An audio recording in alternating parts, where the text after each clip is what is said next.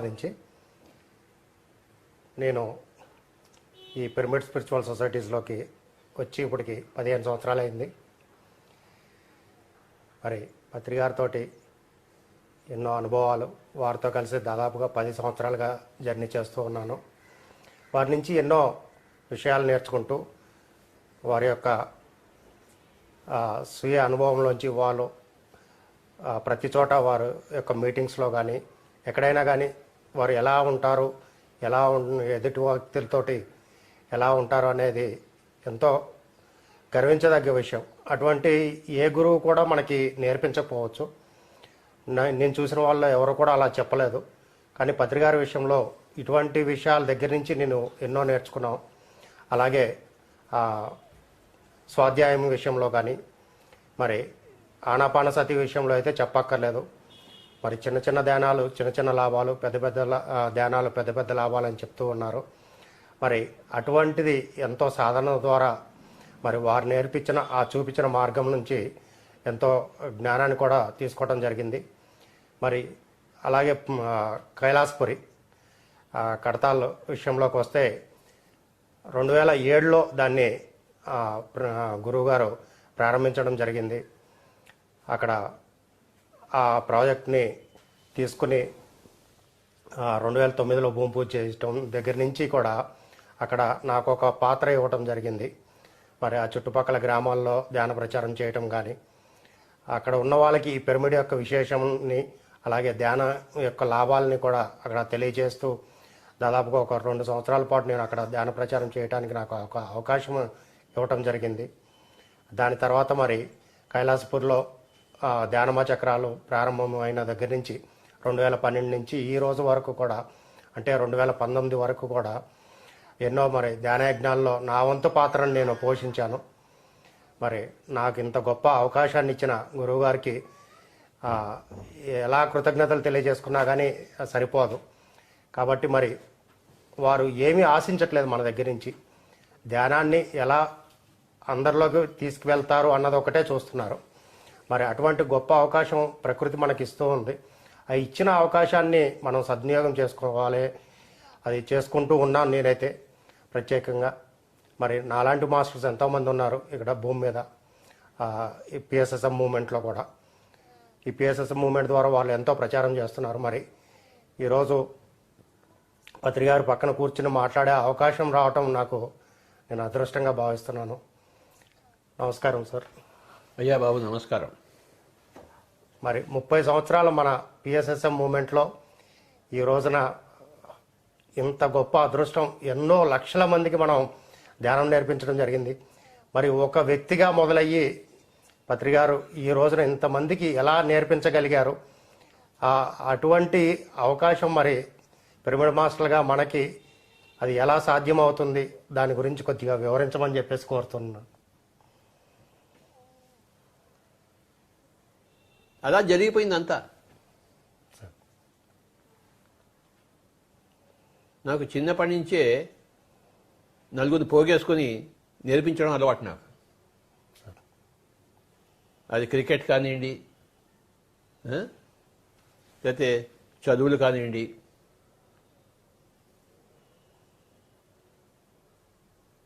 నాకు తెలిసింది పక్కవాడికి చెప్పాలి అంతే. నాకు క్రికెట్ వచ్చు, బ్యాట్గా పెట్టుకోమని చెప్తాను. నాకు కెమిస్ట్రీ సబ్జెక్ట్ కాస్త తెలుసు, ఇది ఆర్గానిక్ కెమిస్ట్రీ, ఇది ఇన్ఆర్గానిక్ కెమిస్ట్రీ, ఇది ఫిజికల్ కెమిస్ట్రీ అని చెప్తుంటాను. అంటే నాకు తెలిసింది చెప్తుంటాను. అది నాకు చిన్నప్పటి నుంచి అన్ని ఫీల్డ్స్లోనూ అలవాటు. నాకు నా తోటి పిల్లలను, తోటి క్లాస్మేట్స్ని ఒక ముగ్గురు తీసుకుని వాళ్ళకి చెప్తుంటాను. చిన్నప్పటి నుంచి నా యొక్క స్థితి ఎలా ఉందంటే, నేను స్కూల్లో చదివేటప్పుడు కాలేజ్ పుస్తకాలు చదివేవాడిని, కాలేజీలో ఉన్నప్పుడు పోస్ట్ గ్రాడ్యుయేట్ పుస్తకాలు చదివేవాడిని. అంటే ఎప్పుడు కూడా పైవి చదవడమే నాకు ఇష్టంగా ఉండేది. దాంతో చిన్నప్పటి నుంచి నాకు ఒక హయ్యర్ నాలెడ్జ్ వచ్చింది ప్రతి విషయంలోనూ. ఒక మన దగ్గర ఒక హయ్యర్ నాలెడ్జ్ ఉంటే ఏమవుతుంది, మనం పక్క వాళ్ళకి చెప్పడానికి వెంటనే వచ్చేస్తుంది. అది లేదనుకోండి ఏం చెప్తాం మనం, చెప్పలేము. కానీ చిన్నప్పటి నుంచి ఒక హయ్యర్ నాలెడ్జ్ నాకు వస్తూ ఉండేది. ఉదాహరణకు నేను 8 ఏళ్ల వయసులోనే మహాత్మా గాంధీజీ గారిది మై ఎక్స్పెరిమెంట్స్ విత్ ట్రూత్ చదివాను 8 ఏళ్ల వయసులో. 10 ఏళ్ల వయసులో విశ్వనాథ సత్యనారాయణ వారిది 1000 పడగలు చదివాను. 15 ఏళ్ల వయసులో స్కూల్ అయిపోయింది, కాలేజ్ ముందు సమ్మర్ హాలిడేస్ ఉంటాయి, వరంగల్లో ఉన్నాను మా అన్నగారి దగ్గర. ఆ సమ్మర్ హాలిడేస్లో నేను ఏ పని చేశానంటే 2 volumes of Indian philosophy by Pandit Radhakrishnan అవి చదివాను 15 ఏళ్ల వయసులో.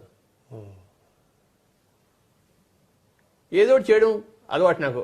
ఆ సమ్మర్ హాలిడేస్లో వరంగల్లో ఉన్నప్పుడు ఆ వరంగల్లో ఉన్న చిన్న చిన్న కొండలన్నీ ఎక్కేశాను, అన్నీ తిరిగేశాను. ట్రెక్కింగ్ అది అది అప్పుడు నాకు ట్రెక్కింగ్ అని తెలియదు నాకు. ఆ కొండ ఉంది, అది ఎక్కాలి. వరంగల్లో హనుమకొండలో మా అన్నగారు అక్కడ పనిచేసేవారు రీజనల్ ఇంజనీరింగ్ కాలేజ్లో. మా పేరెంట్స్ అంతా అక్కడే ఉండేవాళ్ళు అన్నగారి దగ్గర. నేను వెళ్తూ ఉండేవాడిని ఎప్పుడు. ఆ సమ్మర్ హాలిడేస్లో 2 పనులు చేశాను. అక్కడున్న చిన్న చిన్న కొండలు, చిన్న చిన్న గుట్టలు అవన్నీ ఎక్కేసేవాడిని. అది ఉత్తరోత్తరం నాకు ట్రెక్కింగ్లో ఉపయోగపడింది. ఒక్కడిని వెళ్ళేవాడిని, అంతే కొండలు ఎక్కి తిరిగి వచ్చేవాడిని. అదొకటి. రెండోదేమో Pandit Radhakrishnan 2 volumes of Indian philosophy చదివాను 15 ఏళ్ల వయసులో. అంటే ఆ వయసు ఏనా, చదవలసిన వయసు ఏనా అది కాదు. కానీ మరి 8 ఏళ్ల వయసులో మహాత్మా గాంధీని, 10 ఏళ్ల వయసులో విశ్వనాథ సత్యనారాయణ గారిని, 15 ఏళ్ల వయసులో పండిత్ రాధాకృష్ణ చదవడం అంటే అది ఉంది, అది సిస్టంలో ఉంది. నాకు డిజైన్ నాకు తెలియలేదు, తెలియకుండా ఉంది అది. అలాగే నా తోటి ఫ్రెండ్స్కి నాకు తెలిసిన విషయాలు చెప్తూ ఉండేవాడు, అదే ఇలా ఉండాలి, ఇలా ఉండాలని చెప్పేసి. అది నాకు అలవాటు. బోధన అనేది ఒక అలవాటు. ఏదైనా సరే, ఏ సబ్జెక్ట్ అయినా సరే, నాకు బాగా తెలిసింది ఇంకోటికి తక్కువ తెలిసింది వాడికి చెప్పాలి.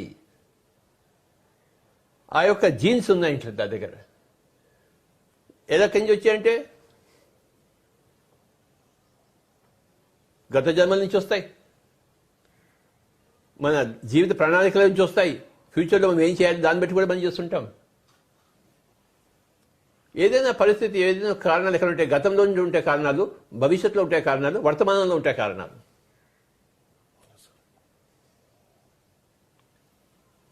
చిన్నప్పుడు నా వర్తమానంలో ఏంటి, నా అన్నగారు నాకు పెద్ద ఐడియల్. ఆయన గొప్ప మేధావి. ఆయన ఎప్పుడు క్లాస్లో ఫస్ట్, స్టేట్లో ఫస్ట్, మనమే క్లాస్లో మధ్యం. కనుక ఆ వర్తమానంలో ఉన్నాను, మా అన్నగారి వర్తమానంలో. కనుక నాకు స్టడీస్ మీద బాగా ఇంపాక్ట్ వచ్చింది. గతం నుంచి వచ్చి ఉంటుంది, ఎన్నో జన్మల నుంచి వచ్చే ఉన్నాం కదా మనం. సో గతం నుంచి వచ్చే కారణాలు ఉంటాయి, వర్తమానంలో ఉండే కారణాలు, భవిష్యత్తులో మనం ఏం చేయాలి దాన్ని బట్టి కూడా కారణాలు ఉంటాయి. ఒక పొలంలో మనం ఏ విత్తనం వేస్తాము, మార్కెట్లో ఏది బాగుందో చూసుకుని ఇది వేస్తే ఆ పంట టైంకి వచ్చేటప్పటికి ఆ రేట్ బాగుంటుందని తెలుసుకుని దాని ప్రకారం వేస్తాం కదా మనం. అంటే భవిష్యత్తు ప్రకారం మనం వర్తమానంలో విత్తనాలు వేసుకుంటాం. కనుక ఏ మనిషికైనా కూడాను 3 రకాలు ఉంటాయి. ఒకటి వర్తమానంలో పరిస్థితులు బట్టి, రెండవదేమో గత జన్మల నుంచి వచ్చింది, మూడవదేమో ఆ పర్టికులర్ సోల్ యొక్క భవిష్యత్ ప్రణాళిక. నేను ఆ కొండలు ఎక్కుతున్నప్పుడు నన్ను ఎవరు చెప్పలేదు కొండలు ఎక్కమని చెప్పేసి. బయటికి వెళ్ళేవాడిని, ఏదో చేయాలి కదా సమ్మర్ హాలిడేస్, ఆ కొండలు ఎక్కి వచ్చేవాడిని. అలవాటు అయిపోయింది నాకు. ఇలాగే ఒకసారి ఏమైందంటే, ఒక పెళ్లికి వెళ్ళాం మా ఫ్రెండ్స్తోని, భువనగిరి. రవీందర్ రెడ్డి అని మా క్లాస్మేట్ అగ్రికల్చర్ కాలేజ్లో, వాడి పెళ్లి ఉండింది భువనగిరి. అక్కడికి వెళ్ళాము, చూసి ఆ పెద్ద కోట కనబడింది. ఓకే, అదే ఎక్కి వస్తాను రా అని చెప్పాను. అందరు కలిసి వెళ్ళాము, వచ్చాము. మొత్తం అంతా ఎక్కి దిగి వచ్చాము పెళ్లికి వెళ్ళేవాడిని. మళ్ళీ దిగి వచ్చిన తర్వాత మళ్ళీ నేను చెప్పాను, నేను ఇంకోసారి ఎక్కి వస్తాను, నాకు 100 రూపాయలు ఇస్తారా మీరు అని చెప్పేసి. ఎవడు ఎక్కలేదు అన్నాడు. ఎక్కి వచ్చిన తర్వాత మళ్ళీ అది ఎక్కాలి. సరే 100 రూపాయల కోసం మళ్ళీ ఎక్కి వచ్చాను నేను. మీరందరూ ఇక్కడ ఉండి పోయి వస్తుందని చెప్పేసి ఆ పైకి పోయి మరి తిరిగి వచ్చాను. అంటే నాకు అలవాటు అయిపోయింది ఆ కొండలు ఎక్కడం. మరి ఎన్ని ట్రెక్కింగ్ చేశాం లెక్కనే. అంటే ఆ భవిష్యత్తు చేసే ట్రెక్కింగ్ కోసం నా చిన్నప్పటి నుంచి నాకు ట్రెక్కింగ్ మొదలెట్టాను ఒకడిని కొండ ఎక్కడ రావడం. అలాగే భవిష్యత్తులో ఎన్నో పుస్తకాలు చదవాలి నేను, పిరమిడ్ స్పిరిచువల్ సోషల్ మూవ్మెంట్ కోసం. అందుకోసం చిన్నప్పటి నుంచే పుస్తకాలు చదవడం మొదలుపెట్టాను. అలాగే భవిష్యత్తులో ప్రపంచానికంతా బోధన చేయాలి నేను. కనుక చిన్నప్పుడే మా క్లాస్మేట్స్ పెట్టుకుని బోధన చేసేవాడు. బాగుంది చేశారు. అవును సార్. ప్రైవేట్ స్టడీస్ అని ఉండేవి కదా, అవును ప్రైవేట్ స్టడీస్ ఉండే సార్ అప్పుడు. అప్పుడు చాలా ఉండేదిలే. రాత్రంతా కూర్చొని చదువుకున్నాడు. చదువుకొచ్చేవాళ్ళు. సో ఆ బోధన అనేది ఆ జీన్స్ లో ఉంది. అలాగా ఈ 3 క్యారెక్టరిస్టిక్స్ ఏమిటి? ఒక ట్రెక్కింగ్ అనే క్యారెక్టరిస్టిక్, ఒక అడ్వెంచర్ అనే క్యారెక్టరిస్టిక్, ఒక పుస్తకాలు చదవడం, పెద్ద పెద్ద పుస్తకాలు. పండిట్ రాధాకృష్ణ అంటే మామూలు వాడా? వాయమ్మో. కనుక గాంధీజీ గారి పుస్తకం ఎందుకు చదివాను ఫస్ట్? ఆయనలా నేను కూడా తయారు కావాలి అని అప్పుడు నాకు తెలియదు. అప్పుడు ఎలా తెలుస్తుంది మనకి? చిన్నప్పుడు మనకి ఏమీ తెలియదు, అవును సార్. ఎవరికి ఏమీ తెలియదు. కానీ పెరుగుతున్న కొద్దీ మన సంగతి మనకు తెలుస్తూ వస్తుంది. జీవితం అంటే ఏమిటాయి అంటే మన గురించి మనం తెలుసుకోవడమే మన జీవితం. మన గురించి మనకి ఎలా తెలుస్తుంటుంది? మన చర్య, ప్రతి చర్య వల్ల మనకి మన గురించి మనకు తెలుస్తుంటుంది. సో ఆ కొండలు ఎక్కడ వలన ట్రెక్కింగ్స్ చేశాను, పుస్తకాలు చదవడం వల్ల ఎన్నో పుస్తకాలు చదివాను. ఆ బోధన వల్ల 2 కూర్చోబెట్టుకుని ఇప్పుడు 1000 మందిని కూర్చోబెట్టుకుని చెప్తున్నాను. అది అలవాటు నాకు. అవును సార్. ఆ విధంగా పిఎస్సీ ముందుకు సాగింది బాబా. నేనేం చేయను, అవును సార్. నా చేతుల్లో లేదు అది. మీరు ప్రారంభించారంటే అంతే అలా జరిగిపోయింది కథ. వెనక్కి తిరిగి చూసుంటే ఓయబో ఇంత జరిగిందా అని తెలుస్తుంది. అవును సార్. అది సంగతి. బాగుంది.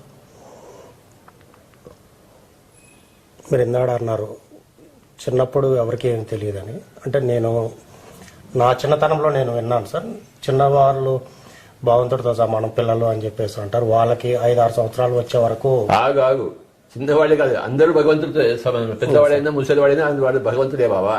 వాళ్ళకి అక్కడి నుంచి కనెక్టింగ్ ఉంటది, అన్ని వాళ్ళకి తెలుస్తాయి. అందుకని వాళ్ళు ఏది చెప్పినా సత్యం అందరికి తెలుస్తుంది. అందరూ భగవంతులే. సార్. పుట్టినా భగవంతుడే, పుట్టకపోయినా భగవంతుడే, పెరిగినా భగవంతుడే, చావడానికి రెడీగా ఉన్నా భగవంతుడే, చనిపోయిన తర్వాత కూడా భగవంతుడే. అవును సార్. మన అందరి యొక్క తత్వం భగవంతుడే. అది కంటిన్యూస్ గా ఉంటుంది ఎప్పటికీ. అది ఉండని స్థితి ఎప్పుడూ లేదు. ఆ స్థితిలోంచి మానవుడు మారిపోతున్నాడు. కనుక అదే అన్నిటికీ ప్రేరణ. సార్. మనకి తెలియకుండానే మనకి ప్రేరణ. ఇదే ఛాలెంజ్ గేమ్ అంటే. మనకి ఏమీ తెలీదు, మనకి అన్నీ తెలుసు. 2 అన్నీ తెలుసు కానీ ఏమీ తెలీదు. అన్ని తెలుసులోంచి ఏమి తెలియదులోంచి, ఏమి తెలియదు అన్ని తెలుసులోకి రావాలి మనం. అదే జరుగుతోంది సృష్టి యొక్క రచన. గొప్ప గేమ్ ఇది. మన గురించి మనం అలా తెలుసుకుంటూ పోవడం అనేది గొప్ప గేమ్. ఆశ్చర్యం వేస్తుంటుంది. మన గురించి మనం తెలుసుకుంటున్న కొద్దీ మనకి ఆశ్చర్యం వేస్తుంది. నేను చిన్నప్పుడు ఎలా ఉన్నా నాకు తెలుసు, ఇప్పుడు ఎలా ఉన్నా నాకు తెలుసు. ఆశ్చర్యం కాదా? ఏదో చెడ్డీ చేసుకుని స్కూల్కి వెళ్ళేవాళ్ళము, ఓకే, జీరాలో ఉండేవాళ్ళము, మహబూబ్ కాలేజ్ హై స్కూల్కి వెళ్ళేవాళ్ళం కింగ్స్ వేలో, ఓకే. అది పెద్ద స్కూల్, అది మహబూబ్ కాలేజ్ హై స్కూల్ ఆ రోజుల్లో. ఆ స్కూల్కి వివేకానందుడే వచ్చాడు. వివేకానందుడు ఆ స్కూల్కి వచ్చాడు, మహబూబ్ కాలేజ్ హై స్కూల్కి. అలాంటి స్కూల్లో నేను చదివాను. అర్థమైందా?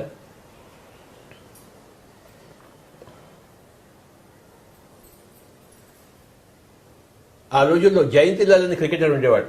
అతను కూడా ఆ స్కూల్ నుంచి వచ్చాడు. అది కూడా మాకు గొప్ప. మా స్కూల్ నుంచే జయంతిలాల్ వచ్చాడని చెప్పేసి, బౌలర్, హైదరాబాద్ బౌలర్. కనుక ఆ స్కూల్లో వెళ్ళి పొద్దున్న నడిచి వెళ్ళేవాళ్ళం కింగ్స్ వేలో.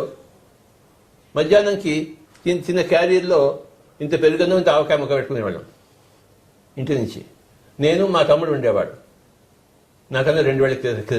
వాడు బ్లడ్ క్యాన్సర్ వచ్చి పోయాడు వాడు 1964లో. మేమిద్దరం స్కూల్కి వెళ్ళి మధ్యాహ్నం అంతా కూర్చుని, మధ్యాహ్నం పక్కన క్లాక్ టవర్లో ఒక గార్డెన్ ఉంది, చూసావా? Clock tower. అక్కడ పోయి కూర్చుని మధ్యాహ్నం అంతా ఆ పెరుగన్నము ఆవకాయ తిని వచ్చేవాడు. ఎంత బాగుండేదో పెరుగన్నం ఆవకాయ, తెలుసా నీకు? తెలుసు. నాకన్నా ఆడుతుంటే ఆ టేస్టే వేరబ్బా. పెరుగన్నం ఆవకాయ గుర్తుంచుకో. మధ్యాహ్నం సమ్మర్లో ఇంకా బాగుంటుంది. నేను ఎప్పుడు వెళ్ళినా అటువైపు వెళ్ళాను, నాకు క్లాక్ టవర్ గడిన అవే గుర్తుకొస్తుంటాయి. నేను మా తమ్ముడు 2 ఏళ్ళ వాడు నాకన్నా తక్కువ వాడు. ఓకే. 1964లో వాడికి బ్లడ్ క్యాన్సర్ వచ్చింది. బ్లడ్ క్యాన్సర్ వచ్చి బాంబేలో జాస్లాక్ హాస్పిటల్, క్యాన్సర్ హాస్పిటల్లో 6 నెలలు ఉన్నాడు. మా అమ్మగారితో ఉండేవారు. వాడు ఎలా పోతాడు, బ్లడ్ క్యాన్సర్కి ఎవడు బతకాడు. ఆ రోజు ధ్యానం లేదు. ఉందా? లేదు సార్. నువ్వు వచ్చి చెప్పావా నాకు ఎవరైనా ధ్యానం ఉందని? లేదు సార్. ఎందుకు చెప్పలేదు నువ్వు? అప్పుడు తెలియదు సార్ వాడికి. నువ్వు వచ్చి చెప్పుండొచ్చు కదా. లేదు సార్. నీ దగ్గర నేను నేర్చుకునేవాడిని కదా. ఇంకా నేను పుట్టలేదు సార్ అప్పుడు. పుట్టలేదా? ఎందుకు త్వరగా పుట్టలేదు నువ్వు? నువ్వు పుట్టింటే ఎంత బాగుండేది. లేదు సార్. సో నేను కూడా చదువు మానేసి 6 నెలలు బాంబేలో ఉన్నాను. పొద్దున్నే క్యారియర్, ఇంటి నుంచి చెంబూరులో మా పెద్ద సిస్టర్ ఉండేది. క్యారియర్ తీసుకుని హాస్పిటల్కి వెళ్ళడము, క్యారియర్ తీయించడము, మళ్ళీ ఊరంతా తిరిగి రావడం నడకను. బాంబే అంతా నడకడం తిరిగేది.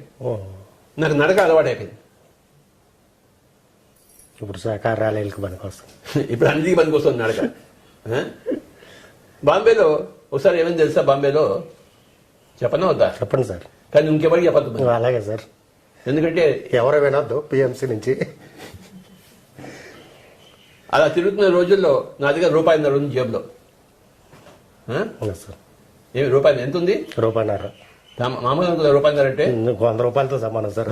అది సంగతి. ₹1.5 ఉంది నా దగ్గర. ఫ్లోరా ఫౌంటైన్ దగ్గర ఉన్నాను నేను బాంబేలో. అక్కడ ఉండి నాకు ఆకలి వేసింది బాగా. హోటల్ కనబడింది, దోశ తిందామని వెళ్ళాను. ఫ్లోరా ఫౌంటైన్లో లోపలికి వెళ్ళాను, మంచి దోశ ఆర్డర్ చేశాను. సికింద్రాబాద్లో దోశ 4 పావలాయి అప్పుడు. నాకు అదే దృష్టిలో ఉంది. బాంబేలో అంతే ఉంటుంది అనుకున్నాను. సికింద్రాబాద్లో పావలా దోశ, అప్పుడప్పుడు పోయి తినేవాళ్ళం. అంతే ఉంటుంది అనుకున్నాను బాంబేలో.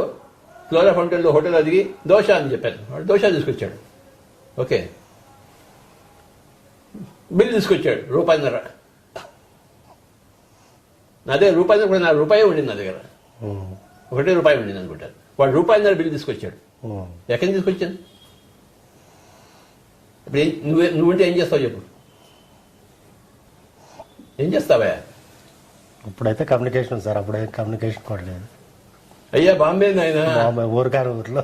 అయ్యా. సో నేను చూశాను, వాడు బిల్ ఇచ్చాడు, పెట్టుకున్నాను. వాడు బిల్ ఇచ్చేసి మళ్ళీ ఇంకో సర్వీస్ కోసం మళ్ళీ లోపలికి వెళ్తాడు కదా, మెల్లిగా లోపల పెట్టుకుని ఏమి దిగినట్టు బయటకు వచ్చేసాను. బయటకు వచ్చి ఫ్లోరా పాయింట్ నుంచి గేట్ వే ఆఫ్ ఇండియా వరకు పరిగెత్తుకొచ్చు. ఎవరు నేను దొరకకూడదని చెప్పేసి. నా రూపాయి ఖర్చు కాలేదు, దోశ అడుగు తెలుసు. అంటే అలా ఉంటుంది బాబు. బాంబే అంతా నేను కాకినాడకు తిరిగాను, మొత్తం సిటీ అంతా. Marine drive, Chowpatty beach, Juhu, Malabar hills అన్నీ, విక్టోరియా, వీటి రైల్వే స్టేషను. 6 నెలలకి మా తమ్ముడు చనిపోయాడు. మరి ప్యాకప్ చేసుకుని హైదరాబాద్కి వచ్చేసాం. అంటే చిన్నప్పుడే ఆ డెత్ని చూశాను నేను, ఇంట్లో డెత్ని. బుద్ధుడు బయట డెత్ చూశాడు, నేను ఇంట్లోనే డెత్ చూశాను.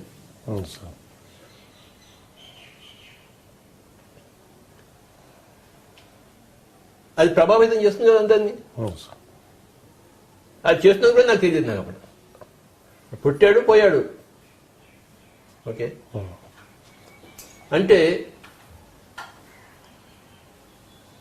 కాలేజీలో ఉండేటప్పుడు వాళ్ళందరికీ కెమిస్ట్రీ చెప్పేవాడిని, డార్విన్స్ నేచురల్ సెలక్షన్ థియరీ చెప్పేవాడిని. ఓకే, తర్వాత జెనెటిక్స్ చెప్పేవాడిని అనుకోవాడు. నేను ఎక్కువ చదివేవాడిని కదా, అవన్నీ చెప్పేవాడిని. నేను 18-19 సంవత్సరాలు వచ్చేసరికి నేను ఇంగ్లీష్ లిటరేచర్ అంతా చదివాను. షేక్స్పియరు, చాసరు, మిల్టను, స్పెన్సరు, ఏజీ గార్డినరు, డోస్టావెస్కీ, టర్జనెవ్, టాల్స్టాయ్ అంతా చదివేశాను.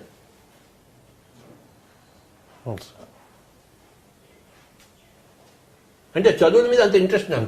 పుస్తకం దొరుకుతుందంటే నమిలేస్తాను అంతే.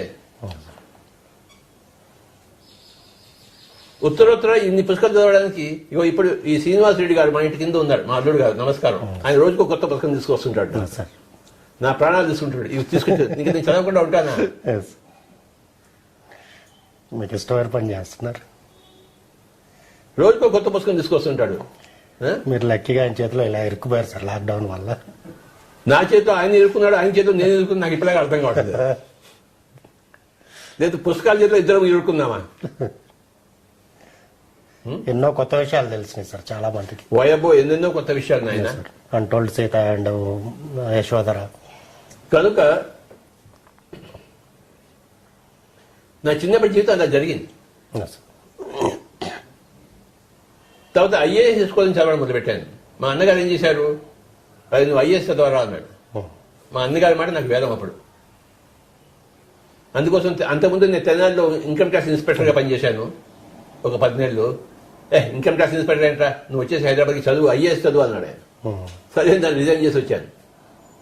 1970లో నాకు income tax inspector examination pass అయ్యి ఇన్కమ్ ట్యాక్స్ జాబ్ వచ్చింది నాకు ఇన్స్పెక్టర్గా. ఆ జాబ్ వస్తే వాటిని వదిలిపెడతాడా? వదిలిపెట్టారు సార్. నేను ఒక్కడే వదిలిపెట్టాను. 1970లో 1970 నా వయసు 23 సంవత్సరాలు ఉంటుంది. 23 1970 47 23 యువర్ రైట్. ఓకే, అది వదిలిపెట్టేసి ఇక్కడికి వచ్చేసి ఎంఎస్సీ అగ్రికల్చర్ చదువుతూ ఐఏఎస్ చదువుతూ 2 చదువుతూ మొదలుపెట్టాను. నా ఎంఎస్సీ అగ్రికల్చర్ 4 సంవత్సరాలు చేశాను. అంటే 2 సెమిస్టర్లు చదవకుండా ఉంటే 1 సెమిస్టర్ చదివేవాడిని. 2 సంవత్సరాలు పూర్తి చేయవలసింది 4 సంవత్సరాలు. ఎందుకంటే నేను ఐఏఎస్ కూడా చదువుతున్నాను కనుక. ఐఏఎస్ చదివేటప్పుడు పొద్దున్నే ఇక్కడే అంబర్పేటలో ఈ ఇంట్లోనే ఉండేవాడిని. అప్పుడు ఈ ఇల్లు లేదు, వేరే ఇల్లు ఉండేది ఇక్కడ. ఆ ఇల్లు తీసేసి ఈ ఇల్లు కట్టాము ఇక్కడ. నేను ఇక్కడి నుంచి యూనివర్సిటీ వెళ్ళేవాడిని, పొద్దున్న వెళ్ళేవాడిని. ఇన్ని వైట్ పేపర్ తీసుకుని పెన్ తీసుకుని ఉస్మానియా యూనివర్సిటీ లైబ్రరీ పొద్దున్న వెళ్తే మళ్ళీ రాత్రి వచ్చేవాడిని. అక్కడ ఏ పుస్తకం కంటే ఆ పుస్తకం చదవడం రాయడం అంతే, లైబ్రరీలో అంతే.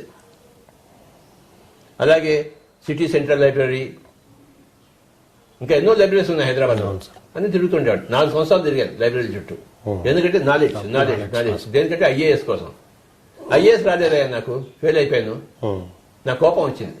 4 సార్లు 5 సార్లు వెళ్ళాను, ఢిల్లీకి వెళ్ళాను ఇంటర్వ్యూకి. కానీ ఇంటర్వ్యూలో ఫెయిల్ అన్నారు. నాకు తిక్కరేగింది. నువ్వేంటి నాకు ఐఏఎస్ ఇచ్చి, నేనే ఐఏఎస్ పెడతానని చెప్పేసి ఇండియన్ అన్నపద సర్వీస్ పెట్టాను. ఐపీఎస్కి వెళ్ళాను, పోలీస్ సర్వీస్కి. అప్పుడు కూడా ఫెయిల్ అయిపోయాడు. నువ్వేంటి నాకు ఐపీఎస్ ఇచ్చాను, నేనే ఇండియన్ పిరమిడ్ సర్వీస్ పెట్టానే. ఇండియన్ ఫారెస్ట్ సర్వీస్కి వెళ్ళాను. అక్కడ కూడాను ఢిల్లీలో వాకింగ్ టెస్ట్ ఉండింది. 4 కిలోమీటర్స్ 1 గంటలో నడవాలి. ఆ వాకింగ్ డిస్టెన్స్ చేసాం. All India institute medical science medical checkup అయింది, అన్ని పాస్ అయ్యాయి. కానీ ఇంటర్వ్యూలో ఫెయిల్. ఎంత అవమానమయ్యా నాకు. నా లాంటి ఎదవ జీవితం ఎవరికి రాకూడదు. ఢిల్లీకి వెళ్ళడము, ఓడిపోయి రావడము, ఢిల్లీకి వెళ్ళడము, ఓడిపోయి రావడము. ఇక్కడ హైదరాబాద్లో ఎవరికి మొహం చూపించలేదు, ఎందుకంటే ఓడిపోయి వచ్చాను కదా. నువ్వు ఎప్పుడు ఓడిపోలేదు కదా దేంట్లోనూ. చాలా ఓడిపోయాను. పోయా, నా అంతా ఎప్పుడు నువ్వు ఓడిపోలేదు. అందరికన్నా ఎక్కువ ఓడిపోయింది నేనే. మేనేజ్మెంట్ ఇన్స్టిట్యూట్స్కి వెళ్ళాను, అహ్మదాబాదు, కలకత్తా. ఇంటర్వ్యూకి వెళ్ళాను, ఫెయిల్ అయ్యి వచ్చాను. ఐఏఎస్కి వెళ్ళాను, ఫెయిల్ అయ్యి వచ్చాను. అందరికీ ఫెయిల్ అయ్యాయి. అర్థమైందా? కనుక నా నరాలు ఫెయిల్యూర్ ఎక్కువైంది. ఫెయిల్యూర్ ఇది స్టెప్పింగ్ స్టోన్ ఫర్ సక్సెస్ అన్నారు. ఇప్పుడు అర్థమవుతోంది నాకు. అప్పుడు అర్థం కాదు. అప్పుడైతే ఉడిపోసుకుందాం అనేది. ఏమయ్యా పాస్ అయ్యావా అని అడిగాడు మా వాళ్ళంతా, మా ఫ్రెండ్స్ అంతా, రిలేటివ్స్. అనేవాడిని. నీ బతుకు అంతే అన్నారు. మా అన్నగారు పెద్ద మేధావి. నేనేమో ఐఏఎస్ అవుతానికి మా అన్నగారి కోరిక, కానీ మా అన్నగారి కోరిక తీరలేదు. అర్థమైందా? కానీ జీవితం నడుపుకుంటూ వచ్చాను. సూసైడ్ చేసుకోలేదు నేను. ఒకసారి సూసైడ్ చేసుకుందాం ప్రయత్నించాను. స్కూల్ అయిపోయిన తర్వాత 1963లో ఎంబీబీఎస్లో సీట్ రాలేదు నాకు. అప్పుడు జీరాలో ఉండేవాళ్ళం. ట్యాంక్ బండ్ మీద పొద్దునే వెళ్ళాను 4:30 కల్లా. అలా తిరిగాను, ఎవరు లేడు అక్కడ ట్యాంక్ బండ్లో. దూకుదాం చూశాను. ఎంబీబీఎస్లో సీట్ రాస్తే ఇంకెందుకు అదో బతుకు? ఏమే ఎంబీబీఎస్లో సీట్ రాకపోతే ఇంకెందుకే బతుకు? నువ్వే చెప్పు. ఎంత అవమానం.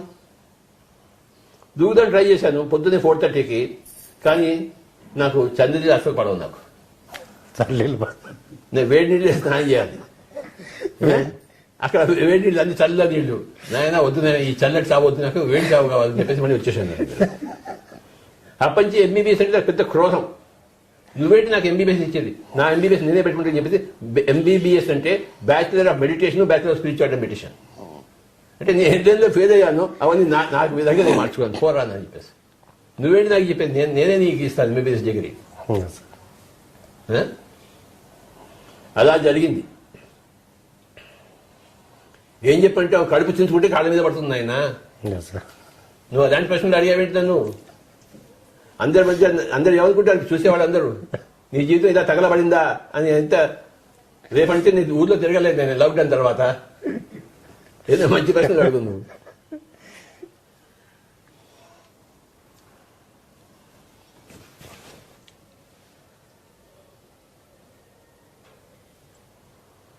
మీకు అసలు ఈ స్పిరిచువాలిటీలోకి అసలు ఎందుకు రావాలనిపించింది సార్? స్పిరిచువాలిటీలో చాలా రకాలు ఉన్నాయి, కానీ ఆనాపాన సతినే ఎందుకు పట్టుకోవాలనుకున్నారు? అవన్నీ తెలియదు నాయన. 1966లో మేము విద్యానగర్లో ఉండేవాళ్ళం. మా ఇంటి పక్కన ఒక యోగా సెంటర్ ఉంది విద్యానగర్లో. ఓ రోజు కాలేజీకి వెళ్తుంటే యోగా సెంటర్ బోర్డు కనబడింది విద్యానగర్లో. ఏంటో చూద్దాం వెళ్ళాను. నాకు అంత క్యూరియాసిటీ. ఏ పుట్టలో ఏ పాము ఉందో ఇలా గెలికేవాళ్ళం అనమాట. ఆ యోగా సెంటర్కి వెళ్ళాను 1966లో. మా ఇంటి పక్కన గల్లీలోనే ఉండేది విద్యానగర్లో. వాళ్ళు ఏం చేశారు, యోగాసనం నేర్పించారు, రకరకాల ఆసనాలు వాడు నేర్పించారు, నేర్చుకుంటారు. నాకు నేర్చుకోవడం అలవాటు. ఏదైనా సరే, క్రికెట్ అయినా, చెస్ అయినా సరే, సంగీతం అయినా సరే. సంగీతం కోసం సైకిల్ వేసుకుని సికింద్రాబాద్ వెళ్ళేవాడు మా గురువు గారి దగ్గరికి వెళ్ళి. ఎక్కడ ఏ విధి ఉన్నా నేర్చుకోవడం. ఇక్కడ యోగాసనం, యోగా కేంద్రం వెళ్ళాను, ఆసనాదాన్ని నేర్చుకున్నాను. 6 నెలలు వెళ్ళాను. తర్వాత సూత్రనేతి ఉంటుంది, వస్త్రనేతి, జలనేతి. జలనేతి అంటే ఓ పెద్ద పీపాలో నీళ్ళని తాగేసేది, మళ్ళీ బయటికి కక్కేది. వస్త్రనేతి అంటే పెద్ద వస్త్రం అంతా మింగేది, మళ్ళీ మెల్లిమెల్లిగా లాగేసేది. సూత్రనేతి అంటే ఇక్కడి నుంచి ఒక సూత్రం, ఒక దారం పెట్టి మళ్ళీ నోట్లో నుంచి బయటకు తీసి ఇలా ఇలా చేసేది. ఇవన్నీ చేశాను. చాలా కష్టం అయ్యోయ్, మళ్ళీ తుమ్ములు వచ్చేవి. చేసావా? కనుక తర్వాత వాళ్ళు ఇంకేం చేశారు, ఈ గోధుమ మొలకలు ఉండేవి. ఆ గోధుమ మొలకలు తినేవాడు. తిని చచ్చాను వేసవిది. 6 నెలలు అయిపోయింది. అక్కడ అన్ని నేర్చుకున్నాను. ఇక్కడ ఇంకేమైనా ఉందా అని అడిగాను. ఇక్కడ ఇంతే అయిపోయింది అన్నారు. యోగా సెంటర్ 1966 అయిపోయింది. నేను చేతులు దుక్కుని వచ్చేసాను. మరి ఇంకెళ్తున్నాను. ఇంకెక్కడో ట్రాన్సెండెంటల్ మెడిటేషన్ మహేష్ యోగి, ఆ రోజుల్లో అది ఎక్కువ. అక్కడికి వెళ్ళాను. అక్కడ చెప్పారు, నీకు మంత్రం ఇస్తాను, ఎవరికి చెప్పకూడదు అన్నారు. నేను నీకు చెప్తున్నా కానీ నువ్వు ఎవరికి చెప్పకు. నాకేం చూడ చెప్పండి, షిరింగ్ అని చెప్పారు. షిరింగ్ షిరింగ్ షిరింగ్ షిరింగ్ అనుకుంటూ 2 నెలలు కూర్చున్నాను. నాకు బోర్ కొట్టింది. నాకు అర్థమైందా? ఈ మంత్రం నువ్వు ఎవరికి చెప్పకు. నువ్వు అలాగే చెప్తావా? చెప్పండి. ఆల్రెడీ అయిపోయింది సార్, సీక్రెట్ ఓపెన్ అయిపోయింది. అది చేశాను. సో యోగాసనాలు అయిపోయాయి, మంత్రం అయిపోయింది. ఎక్కడ ఏదంటే అక్కడ వెతుకుతున్నాను. ఇది కావాలని తెలియదు, ఏది వద్దో ఏది కావాలో తెలియదా, కానీ అలా వెళ్తున్నాం అంతే. ఒకరోజు చిక్కడపల్లిలో బ్రహ్మకుమారి ఉండింది, బోర్డు కనబడింది. అదేమిటో చూద్దామని వెళ్ళాను. బ్రహ్మకుమారి. అక్కడికి వెళ్తే ఒక రెడ్డి గారు పెట్టారు, ఇలా చూస్తుండమని చెప్పారు. కళ్ళు విప్పే త్రాతకం. కొంచెం చేసిన కళ్ళ మన మంట వచ్చింది. వద్దర నాయన, నువ్వు వద్దు, నీ చిక్కడపల్లి వద్దు, నీ బ్రహ్మకుమారి వద్దు అని చెప్పేసి ఒకటే రోజుకి వచ్చేసాను. పుస్తకాలు కొన్నాను. ఆయన ఒరిజినల్ ఫౌండర్ బ్రహ్మబాబా, ఆయన ఏం చెప్పాడు, నాకు పుస్తకాలు అలవాటు. ఆయన దగ్గర పుస్తకాలు కొన్నాను, బ్రహ్మకుమారి. అవి చాలా బాగా నచ్చింది నాకు. బ్రహ్మబాబా ఆయన జీవిత చరిత్ర అంతా చదివాను. చాలా చాలా బాగుంటుంది. ఆయన గ్రేట్ మాస్టర్. ఆయన నాకు పుస్తకం చదవడం అలవాటు, కానీ ఆ బ్రహ్మకుమారి దగ్గర మళ్ళీ పోలేదు నేను. అలాగే ఒకసారి ఏమైంది, హైదరాబాద్లో ఇక్కడ గోయింకాది ఒకటి ఉంది, తెలుసా నీకు? విపස්සన కదా. ఆ రోజుల్లో గోయింకా కూడా బాగా ఉండేది. సరే వెళ్దామని వెళ్ళాను. 10 రోజులు అంట వెళ్ళాను.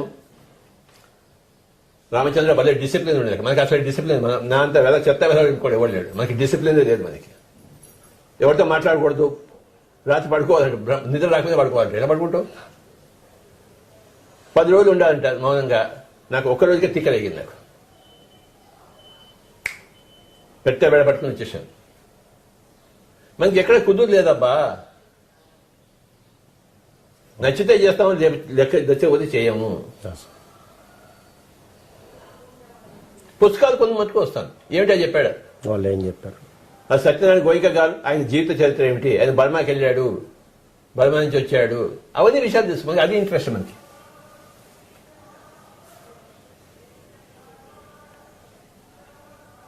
హైదరాబాద్ ఉండేటప్పుడు నాకు పెద్ద అలవాటు ఉండేది. సండే రాగానే స్కూటర్ వేసుకుని సిటీ అంతా సెకండ్ హ్యాండ్ బుక్ స్టాల్స్ ఉండేవి పరిచయం. కోటిలో అక్కడ తెలుసా నీకు? సార్ కోట హ్యాబిట్స్ అంతా ఉన్నాయి. పొద్దున్న వెళ్తే స్కూటర్ వేసుకుని ఒక పెద్ద సంచి వేసుకుని ఆ సెకండ్ హ్యాండ్ బుక్ స్టాల్స్ అన్ని వెతుకుంటే నాకు కావాల్సిన పుస్తకాలన్నీ దొరికేవి. స్పిరిచువల్ బుక్స్ నాకు అవే ఇంట్రెస్ట్. ఓకే. మధ్యాహ్నం అయ్యేసరికి ఆ సంచి నిండా కూరగాయలు కొన్నట్టు పుస్తకాలు కొనుక్కొని చూపించేవాడిని. ఆ వీక్ అంతా చదివేవాడిని. మళ్ళీ నెక్స్ట్ సండే మళ్ళీ వెళ్ళేవాడిని. మళ్ళీ అమ్మేసి మళ్ళీ ఇంకోటి అమ్మేయడం కాదు, ఇక్కడ ఎవరికైనా ఇచ్చేస్తాను. ఓకే. అమ్మేది క్వశ్చన్ లేదబ్బా. నేను చదివినది ఎవరికో ఒకటి ఇచ్చేయాలంటే. చేయాలి. పుస్తకాలు భిక్షగాలు చాలా మంది ఉన్నారు. శ్రీనివాస్ రెడ్డి లాంటి వాళ్ళు స్పెషల్ భిక్షగాళ్ళు, పుస్తకాల భిక్షగాళ్ళు. వాళ్ళకి డబ్బులు అక్కర్లేదు, వాళ్ళకి పుస్తకం కావాలి వాళ్ళకి. నేను ఎన్ని పుస్తకాలు కొన్నానో నాకే లెక్కలేదు. జీతం వస్తే సగం జీతం నాకు, సగం జీతం ఇంట్లో. నాకంటే దేనికి? పుస్తకాల కోసం. మిగతా సగం జీతం ఇంట్లోనే. ఎవరు మాట్లాడడానికి వీలేదు ఇంట్లో. అమ్మా ఎంత ఇస్తే అంతే సర్దుకో. సో ప్రతి సండే అలా మార్కెటింగ్ వెళ్ళేవాడిని నేను. ఎన్ని పుస్తకాలు దొరికాయో, 3 రూపాయలు, 4 రూపాయలు, 5 రూపాయలు మంచి మంచి పుస్తకాలు. మేరీ కొరెల్లి అని ఒక ఆవిడ ఉంది, ఆవిడ గొప్ప పుస్తకాలు రాసింది. నాకు 3 రూపాయలు దొరికింది. మేరీ కొరెల్లి ఆవిడ అద్భుతమైన అనుభవాలు చెప్పింది. ఒకసారి ఆవిడ షిప్లో వెళ్తుంటే ఒక పెద్ద షిప్ అంతా కనబడింది ముందర. ఆ షిప్లో చాలా మంది ఉన్నారు, కొన్ని వేల మంది ఉన్నారు. వాళ్ళంతా ఏవో పని చేసుకుంటున్నారు. ఆవిడ కంటికి కనబడింది. ఆవిడకి ఒక గంట సేపు కనబడి మళ్ళీ షిప్ అంతా మాయమైపోయింది. ఇలాంటి అనుభవాలు ఉన్నాయి బాబా. మేరీ కొరెల్లి. కనుక నాకు 3 రూపాయలు పుస్తకం. 3 రూపాయలు ఖర్చు పెడితే ఎంత వచ్చేది నాకు జ్ఞానం. వాయబ్బో. ప్రతి సండే పుస్తకాల వేట. మిగతా చేపల వేట వెళ్ళేవారు, నేను పుస్తకాల వేటకి వెళ్ళేవాడు.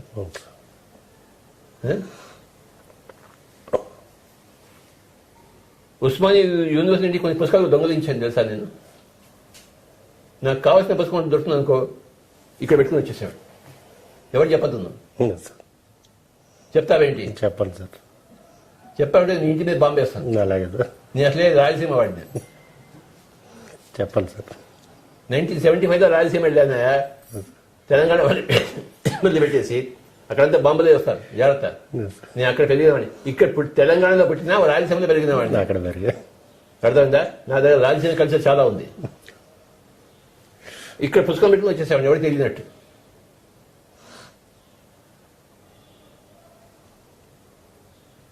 ఇప్పుడు ఎవరి మీద నా మీద కేసు పెట్టి హాయిగా జైలుకి వెళ్తాను. జైల్లో కూడా లాక్డౌన్ కదా. ఇక్కడ అలవాడైపోయింది లాక్డౌన్. జైల్లో ఏమవుతుందే? లాక్డౌనే కదా. కనుక చేసిన తప్పులు ఎప్పుడు అనుభవించాలో గుర్తుంచుకో. నేను పుస్తకాలు దొంగతనం చేశాను, ఓకే, నా మీద ఎవరైనా కేసు పెడితే హాయిగా జైలుకి వెళ్తాను, లాక్డౌన్లో హాయిగా జీవిస్తాను నేను, నో ప్రాబ్లం. శ్రీకృష్ణ జన్మస్థానం, అర్థమైందా? ఒకసారి ఏమైందంటే యూజీ కృష్ణమూర్తి అని ఒక ఆయన ఉన్నాడు. ఆయన ఉప్పలూరి గోపాలకృష్ణమూర్తి, ఆయన పెద్ద పేరు ఉండేది ఆ రోజుల్లో. ఆయన దగ్గర వెళ్దామని చెప్పేసి వెళ్ళాను ఒక్కడి. నేను ఎక్కడ మన చార్మినార్ దగ్గర ఉండేవాడు ఆయన. చాంద్రాయణ గుట్ట ఉంది కదా, అక్కడ అటువైపు వెళ్ళాను. ఓ సండే వెళ్ళాను. సండే ఆయన క్లాస్ చేస్తుంటాడు.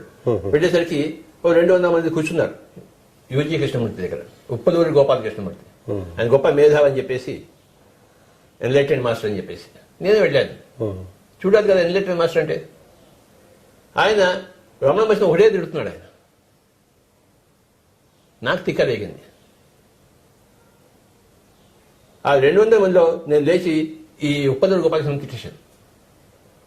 అసలు నువ్వెవడు మాట్లాడాకని చెప్పేసి అధ్వానంగా మాట్లాడి పరిగెత్తుకు వచ్చింది నన్ను కొడతారేమని చెప్పేసి కొట్టేదాకా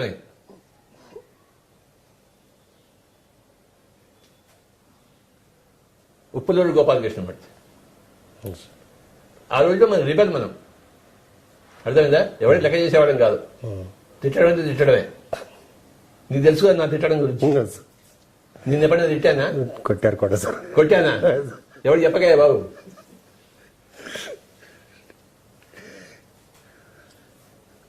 తర్వాత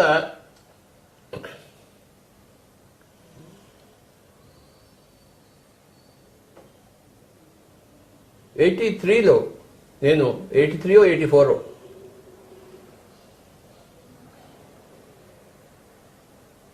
ఏదో మంచి సొసైటీకి చేరాలని నేను థియోసాఫికల్ సొసైటీకి చేరాను హైదరాబాద్లో తెలుసా ఏదో చేయాలి కదా మనం థియోసాఫికల్ సొసైటీలో చేరాను మెంబర్గా చేరాను ఇక్కడ ఆఫీస్ దగ్గర వాళ్ళ మెయిన్ ఆఫీస్ ఉంది అక్కడ పోయి నేను పుస్తకాలు చదువుకుంటూ ఉండేవాడిని అక్కడ నేను ఒక్కడే కొన్నాను మిగతా అంతా 70 ఏళ్ళు 80 ఏళ్ళు వాడు అంత ముసలివాడు రోజు పుస్తకం చదువుతూ ఉంటారు ఆ పుస్తకాల కోసం వెళ్ళేవాడిని తర్వాత కొన్ని రోజుల తర్వాత ఇక్కడ మూడు బ్రాంచెస్ నేను స్థాపించాను హైదరాబాద్ సిటీలో థియోసాఫికల్ సొసైటీ తెలుసా నీకు తెలుసు. ఈ హైదరాబాద్లో 3 సొసైటీని స్థాపించాను నేనే మన ఉప్పల్ దగ్గర ఒకటి తర్వాత సికింద్రాబాద్లో ఒకటి ఇంకో చోట 3 బ్రాంచెస్ నేనే స్థాపించాను నేను ఈ పిరమిడ్ సొసైటీ రాకముందు థియోసాఫికల్ సొసైటీలో ఉండేవాడిని ఆయన అర్థమైందా అప్పుడు పిరమిడ్ సొసైటీ లేదు నువ్వు ఉన్నావా అప్పుడు నువ్వు ఉంటే నీ దగ్గర వచ్చావండి థియోసాఫికల్ సొసైటీ ఉంది 3 బ్రాంచెస్ స్టార్ట్ చేశాను తర్వాత వాళ్ళు నువ్వు అడియారు వెళ్ళాలి అన్నారు సరే అడియారు వెళ్ళాను ఫస్ట్ టైం చూడ ఓయబ ఎంత గొప్ప ఉందో ఎక్కడైతే అన్ని పేసెంట్ ఉండిందో లెవెల్స్కి ఉండిందో ఆ ప్లేస్ అంటే ఓయబ పెద్ద తీర్థస్థానం నాకు అడియార్ వెళ్ళాను 4 రోజులు ఉన్నాను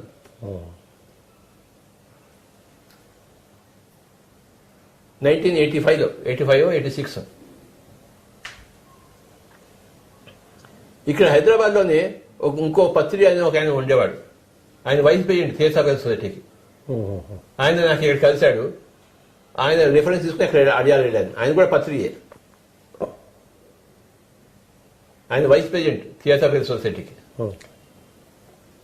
ఆయన ద్వారా వెళ్ళాను 4 రోజులు ఉన్నాను అక్కడ వాళ్ళు కొన్ని పూజలు కూడా చేయడం మొదలుపెట్టారు నాకు పూజలు అంటే ఇష్టం లేదు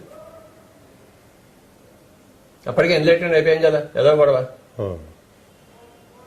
అక్కడ మెడిటేషన్ ఉండేది కాదు అన్ని పుస్తకాలు చదవడం మొదలుపెట్టారు ఎంత పెద్ద హైడియాలో థియోసాఫికల్ సొసైటీ హెడ్ క్వార్టర్స్లో మెడిటేషన్ లేకపోలేదు ఏంటి నాకు నచ్చలేదు అక్కడ అడియార్లో ఉన్నప్పుడు నేను ఓషో గురించి మాట్లాడేవాడిని వాడికి ఓషో అంటే తిట్టేది కాదు వాడు ఓషో వాడు సెక్స్ వధవా వాడి స్పిరిచువాలిటీ ఏమిటి అనేవాడు వాడు నైనా సెక్స్ వధవ కాదు నైనా గొప్ప మాస్టర్ నైనా నేనంటే వాడికి నచ్చేది కాదు వాడికి నచ్చబడడం నాకు నచ్చలేదు ఏం చేశాను నువ్వు వద్దు నీ థియోసాఫికల్ సొసైటీ వద్దు అని చెప్పేసి వచ్చేసాను నీ పుస్తకాలు కావాలి కానీ నీ సొసైటీ నాకు వద్దు బ్రహ్మకుమారి పుస్తకాలు కావాలి కానీ బ్రహ్మకుమారి ఆర్గనైజేషన్ నాకు వద్దు గోయింకా పుస్తకాలు కావాలి కానీ గోయింకా ఆర్గనైజేషన్ నాకు వద్దు యోగా పుస్తకాలు కావాలి యోగా కేంద్రాలు నాకు వద్దు మహేష్ యోగి పుస్తకాలు కావాలి కానీ ఆయన ఆర్గనైజేషన్ నాకు వద్దు నాకు ఏ ఆర్గనైజేషన్ నచ్చలేదు నాకు అలాగే 85లో ఓషో దగ్గరికి వెళ్ళాను ఆయన చూసొద్దామని చెప్పేసి కారు వేసుకుని వెళ్ళాం ఇక్కడి నుంచి పూణేకి ఒక గ్రూప్ ఆఫ్ పీపుల్ అక్కడ వాడు నువ్వు ఏదో గౌన్ వేసుకోవాలి లేకపోతే ఓషన్ చూడడానికి గౌన్ వేసుకోవడం లేదా బాబా ఇచ్చా వెళ్ళా కానీ 150 రూపాయలు కట్టి గౌన్ కట్టి ఓషన్ చూడడానికి అక్కడ పెద్ద ఒక బుద్ధ పిరమిడ్ అని ఒకటి ఉంది పిరమిడ్ ఉంది పిరమిడ్ చుట్టూ పెద్ద నెట్ ఉంది ఆ నెట్ లోపలికి వెళ్ళాలన్నమాట బుద్ధ హాల్ అది చూసి వచ్చాము కానీ ఓషో కనపడలేదు ఆయన ఒక్కడే ఒంట్లో బాలేదు ఆయనకి ఏమని చూడటం లేదు 85లో వెళ్ళాను పూనాకి తిరిగి ముఖం వచ్చేసినాను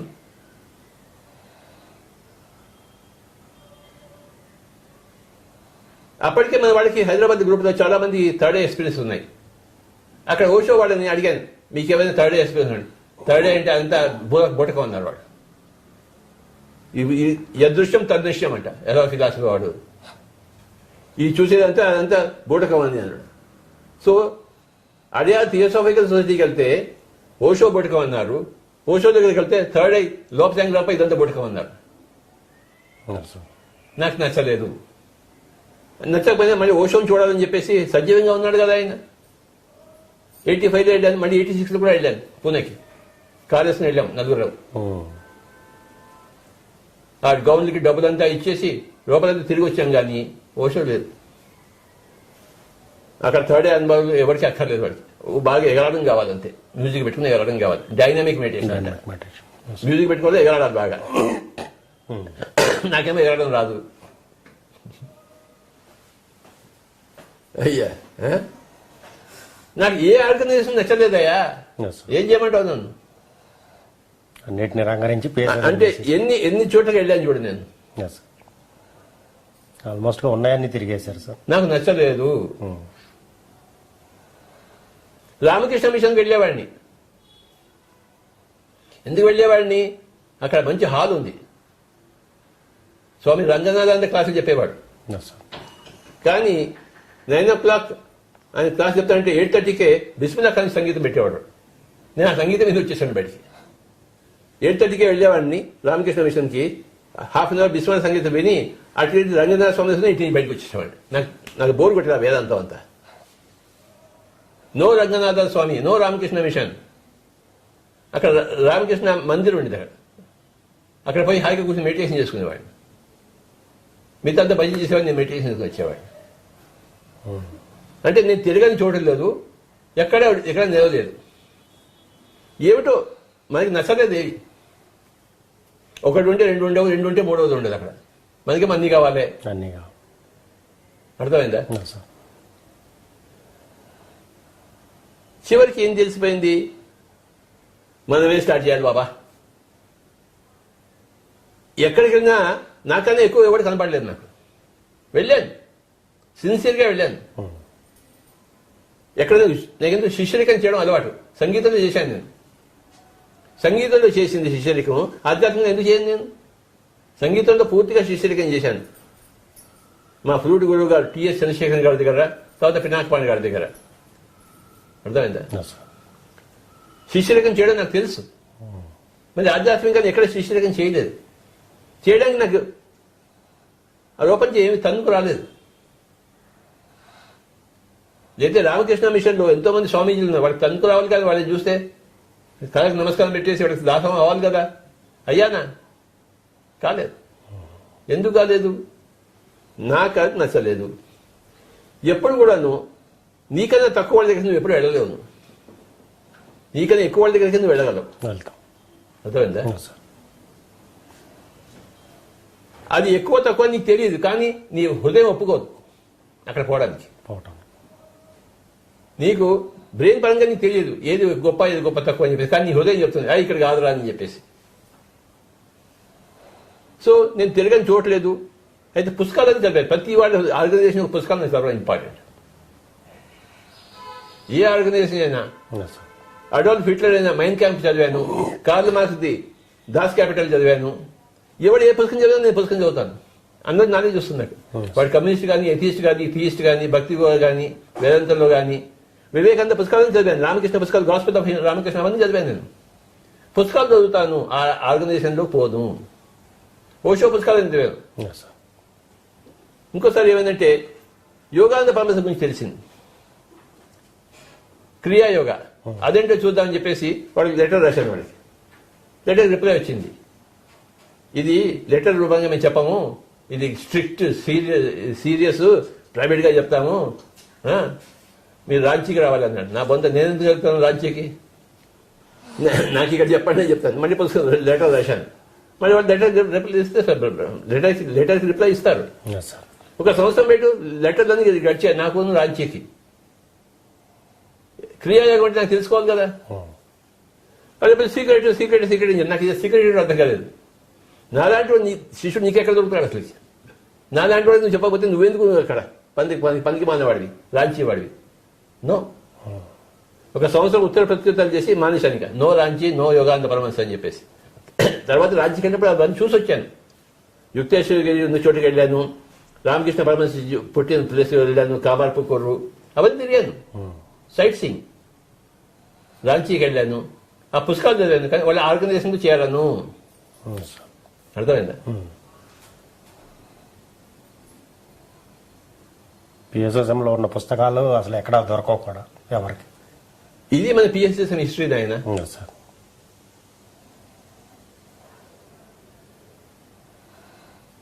అలా ఎన్నో సంవత్సరాలు గడిచిపోయింది నా జీవితంలో.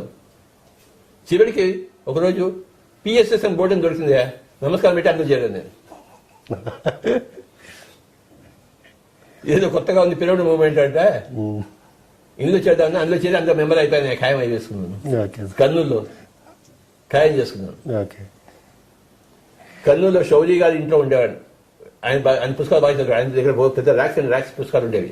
ప్రిన్సిపల్ లోకల్ స్కూల్లో, మేరీస్ హై స్కూల్లో. ఆయన దగ్గర నేను ఫస్ట్ టైం లోక్సంగ్ రంపా గురించి చదివాను. సేతు పుస్తకాలు ఆయన దగ్గరే ఫస్ట్ చదివాను.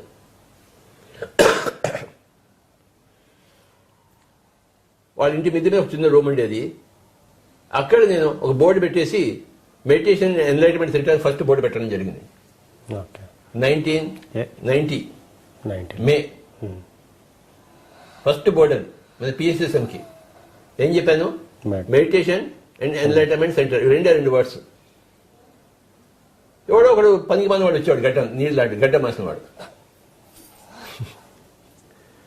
దొరుకుతాడు కదా, నీలాంటి వాడు ఎవడో ఒకడు. వాడిని కూర్చోబెట్టి వాడి దుప్ప తించేవాడిని. సెంటర్ పెట్టాను, ఒకటే board, meditation and enlightenment centre. ఈ రెండు వర్డ్స్ నేను చెప్పాలని చెప్పేసి మా అక్కడ శౌరి గారి ఇంటి పక్కనే ఒక లెటర్ ప్రెస్ ప్రింటింగ్ ఉండేది. లెటర్ ప్రెస్ తెలుసు కదా, ఆప్షన్ కాదు, చిన్న చిన్న తీసిలా పెట్టి ప్రింట్ చేస్తారు, ఓల్డ్ స్టైల్. అందులో ఒక చిన్న కాగితం ప్రింట్ చేశాను అనమాట. ఏది? What is meditation, what is enlightenment. రెండే. మెడిటేషన్ అంటే ఏంటి నాకు తెలిసింది. అందులో ఆ లెటర్ ప్రెస్ లో ప్రింట్ చేసి కాగితాలు దగ్గర పెట్టుకున్నాను. మెడిటేషన్ సెంటర్ అని చెప్పేసి కర్నూలు. అలా స్టార్ట్ అయింది పిఎస్ఎస్ఎం. శౌరి గారి ఇంటి మీద ఒక రూమ్లో ఒక బోర్డు పెట్టుకుని మెడిటేషన్ అండ్ ఎన్లైటన్మెంట్ సెంటర్ అని ఒక చిన్న కాగితం తయారు చేసుకుని what is meditation, what is enlightenment. అది ఇప్పటి ఇక్కడ ఇంతదాకా వచ్చిందా. ఆ శౌరి గారికి నా యొక్క నమస్కారాలు. ఆయన పైలోకాలు, ఊర్ధ్వలోకాలు, ఒకే సత్యలోకంలో ఉన్నాడు ఆయన. అంతటి గొప్ప మహామనిషి ఆయన ఎన్జి శౌరి. నాకు గొప్ప మిత్రుడు, ఆధ్యాత్మిక మిత్రుడు, నెంబర్ 1 మిత్రుడు.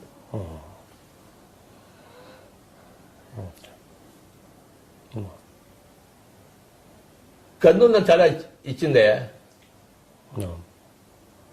కర్నూలులో నాకు అన్నీ దొరికాయి. నాకు తెలంగాణలో ఏం దొరకలేదు. నీ తెలంగాణలో ఇక్కడ పుట్టి పెరిగాను కానీ నాకేం దొరకలేదు. నాకు కర్నూలు అన్నీ దొరికాయి. కర్నూలులోనే రామచంద్రారెడ్డి అని మా ఫ్రెండ్ అన్నపాన్స్ దొరికింది.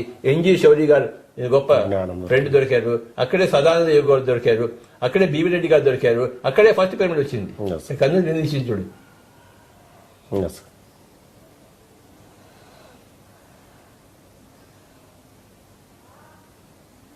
మీ ప్రస్థానానికి అక్కడ నాంది పలికింది. కర్నూలుకి నమస్కారం పెట్టుకుంటూ ఇంకా చాలా ఇంకేమైనా ఉందా? బుద్ధుడి దగ్గర ఆనందుడు అని చెప్పేసి నేను చూశాను సార్ మిమ్మల్ని. ఒక రోజు ఏమైందంటే ఓ 4-5 మనుషులు మేము కలిసి విజయవాడకి వెళ్ళాం. 1985లోనో 86లోనో, 85 అనుకుంటాను. ఒక చిన్న మినీ బస్ తీసుకుని విజయవాడకి వెళ్ళాం. అక్కడ ఒక స్వామీజీ గారు ఉన్నారు. ఆయన స్వామీజీని చూద్దామని వెళ్ళాం 1985లో. ఒక మినీ వ్యాన్ తీసుకుని ఒక 6 మాస్టర్స్, పిరమిడ్ మాస్టర్స్, హైదరాబాద్లో ఫస్ట్ గ్రూప్ అది. ద్వారక, జ్ఞానేందరు, చందరు, బద్రీనారాయణ ఇలాంటి వాళ్ళతో ఉండేవాడు. అర్థమైందా? వెళ్ళాము, అక్కడ ఒక స్వామీజీని చూసాము. మళ్ళీ తిరిగి వస్తున్నాం విజయవాడ నుంచి. 1985లో జరిగింది. తిరిగి వస్తున్నప్పుడు పొద్దున్నే ఆ బస్సులో ఉన్నాము. 6 ఉన్నాము, మినీ బస్సు. 6 ఉన్నాం, 6-7. నేను వెనకాల కూర్చున్నాను లాస్ట్ సీట్లో. ఫ్రంట్ సీట్లో ఆ బద్రీనారాయణ అనే అబ్బాయి కూర్చున్నాడు, మంచి మాస్టర్. పొద్దున్న 4:30-5 ఇంకా తూలుతున్నాను. ఇంకా ఆయన ఆ అబ్బాయి లేచి అక్కడి నుంచి బంధించిన అధిక దగ్గర వచ్చి నాకు నమస్కారం పెట్టాడు. ఏమిటయ్యా అన్నాను. మెసేజ్ వచ్చింది, ఇప్పుడు నాకు బుద్ధుడు వచ్చాడు, బుద్ధుడు వచ్చి చాలా రకరకాలుగా అన్ని గీసి నాకు చూపిస్తున్నాడు, ఇలా జరుగుతుంది ఇలా జరుగుతుంది ఇలా జరుగుతుంది ఇలా జరుగుతుంది అని చెప్పేసి ప్లాన్ అంతా ఇచ్చాడు, అన్ని గీతలన్నీ ఉన్నాయి. ఆయన సగం చెప్పాడు, నాకు సగం అర్థం కాలేదు, కానీ బుద్ధుడు వచ్చాడు చెప్పాడు. బుద్ధుడు చెప్పాడు మీరే ఆనందుడు అని చెప్పేసి. నాకు ఫస్ట్ ఇన్ఫర్మేషన్ ఇచ్చింది ఆ అబ్బాయి. నాకు అర్థం కాలేదు, నేను ఆనందం అంటే నాకు ఎంత పెద్ద తేడా ఉండాలిగా, ఏం లేదు ఇక్కడ. ఈ చెవిలోంచి విన్నాను, ఈ చెవిలోంచి వదిలిపెట్టేశాను, ఏది పట్టుకోను నేను. ఏది థియరీగా వింటాను కానీ ప్రాక్టికల్స్గా నాకేం తెలియదు. నాకు తెలియంది నేను ఒప్పుకోను, కానీ వాడికి తెలిసిన వాడికి తెలిసి వాడు చెప్పాడు కదా. అందరిది వింటాను కానీ నాకు కన్క్లూషన్ రాను. ఇలా ఎంతోమంది నుంచి విన్నాను ఈ కథలన్నీ. ఓహో అనుకుంటాం అంతే. అనుకుని ఏం చేస్తాము, ఈ చెవి నుంచి అనుకుని ఆనందుడిని చాలా గొప్పవాడు. నేను ఈ విధమైన గొప్పవాడు అవుతాడు? నా గురించి నాకు తెలుసు కదా. నీ వెదవతాల గురించి నీకు తెలియదేమే. ఎన్నో దాచిపెట్టుంటావు ఇంట్లో వాళ్ళ దగ్గర నుంచి. నువ్వు దాచిపెట్టావా?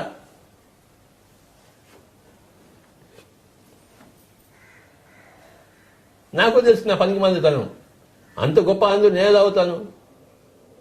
కానీ వాడు చెప్పింది అపనమ్మకం లేదు, వాడు చెప్పింది కరెక్టే. ఓకే, నేను విన్నది కరెక్టే, కానీ నాకు దానికి సంబంధం లేదు. అది సంగతి.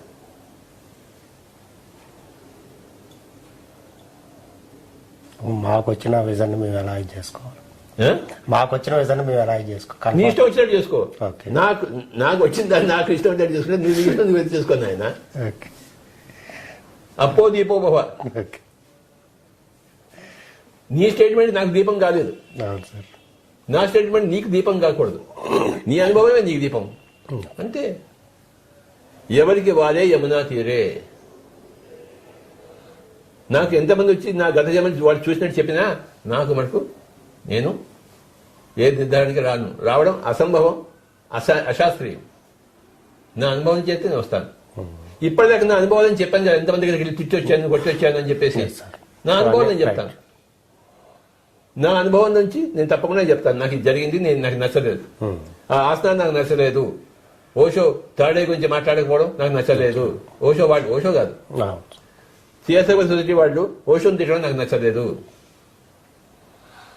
బ్రహ్మకుమారేశ్వర వాళ్ళు త్రాతకం చేయడం నాకు నచ్చలేదు. నచ్చలేదు ఏం చేస్తామయ్యా?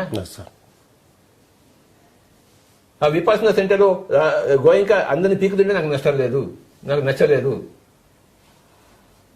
ఉప్పలూరు గోపాలకృష్ణ మధ్య రమణ మహర్షిని తిట్టడం నాకు నచ్చలేదు. పో. మహేష్ యోగి మంత్రులు నాకు నచ్చలేదు. ఏం చేసుకుంటావు? చేసుకోపో, రిపోర్ట్ చేసుకో మహేష్ యోగికి. సిఎస్ఆర్ ఆ పూజలు నాకు ఇష్టం లేదు అంతే. నాకు ఇష్టం వచ్చింది నేను చేస్తాను. ఆయన ఇష్టం లేకుండా ఎలా చేస్తాడా? భగవద్గీత ఏం చెప్పాడు? యథా ఇచ్చేసి తథాకుడు అన్నాడు కదా, అనలేదా?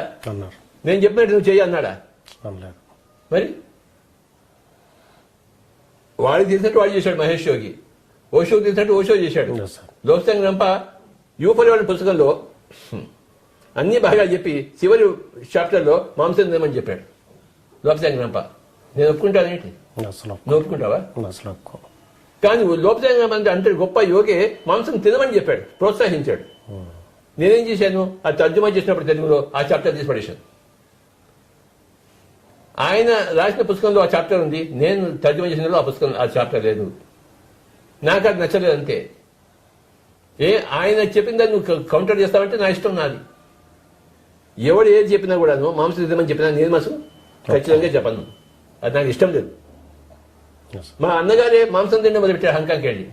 ఒకరోజు ఏంటంటే హాంకాంగ్ వెళ్ళాను 1987లో, 2 నెలలు సెలవు మీద. మా అన్నగారు అంటే నాకు ప్రాణం. ఆయన రాముడు, నేను లక్ష్మణుడు. నీకు రామలక్ష్మణుడు కథ తెలుసా నీకు? రామాయణం తెలుసు. రాముడు ఎలాంటి వాడు, లక్ష్మణుడు ఎలాంటి వాడు? అలాంటి వాడు నాకు మా అన్నగారు. ఆయన రాముడైతే నేను లక్ష్మణుడిని. ఆయన దూకమంటే దూకుతాను. కానీ ఒక రోజు ఏమైందంటే ఆ హాంకాంగ్లో 1987లో, హాంకాంగ్ తెలుసా నీకు? హాంకాంగ్ అన్ని బాగానే ఉన్నాయి, రోజు బాగానే, అన్ని బాగా నవ్వుతూ అన్ని బాగున్నాయి. ఒక రోజు ఏమైందంటే ఆ ఫ్రిడ్జ్ తీసి చూశాను, ఇంత పెద్ద మాంసముద్ద దొరికింది, కనబడింది నాకు. అంతే, నా హృదయం పగిలిపోయింది. మా సొంత రాముడు మా అన్నగారు నన్ను పెంచి పెద్ద చేసిన అన్నగారు మాంసం తింటున్నాడా ఈ బ్రాహ్మణ కులంలో బట్టి నా తల్లి నా తండ్రి దగ్గర పుట్టేసి ఎలా ఉంటుంది చెప్పా. ఇంట్లో ఉన్న ఫ్రిడ్జ్లో ఇంత పెద్ద మాంసం ముద్ద ఉంటే నా వల్ల అవుతుందా? కట్. నో రాముడు, నో అన్నగారు, అయిపోయింది. దాంతో అయిపోయింది, ఆ చాప్టర్ అయిపోయింది. అంతకుముందు అన్నగారు ఓయబ రాముడు, నేను లక్ష్మణుడిని. రామాయణంలో రావణ వధ జరిగినప్పుడు నా జీవితంలో రామవధ జరిగింది. రాముడిని ఎవడు వధించాడు? లక్ష్మణుడు. కత్తితో వధించలేదు, హృదయంలో రాముడిని చీల్చి చెండేశాడు. ఇక్కడ లేడు ఇంకా. అంతవరకు హృదయంలో ఆంజనేయుడి హృదయంలో రాముడు ఉన్నట్టు ఉండేవాడిని, నా హృదయంలో వాళ్ళ అన్నగారు ఉండేవారు. కానీ ఎప్పుడైతే ఆ మాంసం ముద్ద చూశానో అయిపోయింది కథ. గతం గత. వాడు నా అన్న కాదు, వాడు రాముడిని వాడు. ఎవడైనా అంటాను నేను మాంసం తినేవాడని, వాడు అని అంటాను, వాడు అని అంటానేంటి?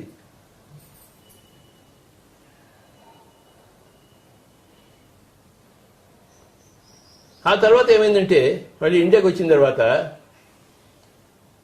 మా అన్నగారి పిల్లలు ఉన్నారు, వాళ్ళు నా దగ్గరికి వచ్చేవారు. వాళ్ళకి నేను ఆటోమేటిక్ రేటింగ్ ఇవన్నీ నేర్పించేవాడిని. వాళ్ళకి బాగా మెసేజ్ వచ్చేసేవి. ఇది మా అన్నగారికి నచ్చలేదు.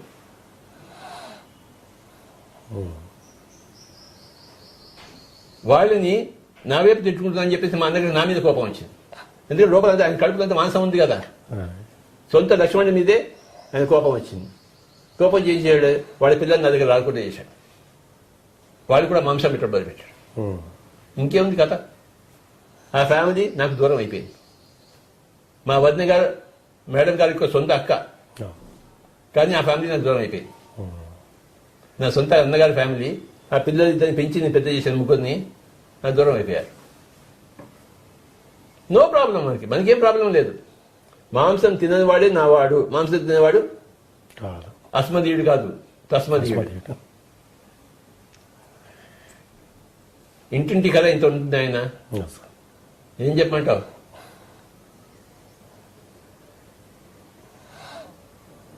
నా జీవిత కథ రామవధ కథ.